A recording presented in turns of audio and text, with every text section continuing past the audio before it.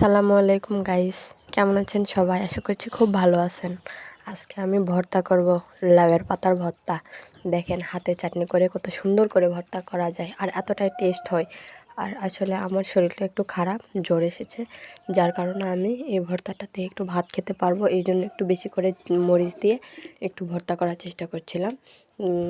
দেখেন আপনারা কীভাবে আমি ভর্তা করছি। দেখেন, আমি কিছু ভয়েস দিই আপনাদের জন্য আজকে। কারণ কি জানেন, যে আমার চ্যানেলে আসলে আমি ভিডিও ছাড়ছি, বাট ভিউজ আসছে না। আবার দেখেন, লাইক কমেন্ট করছে না।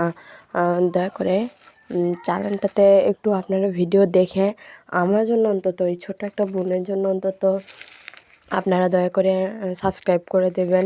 দয়া করে একটা লাইক করে দেবেন। এত কিপটামো করেন কেন ভাই?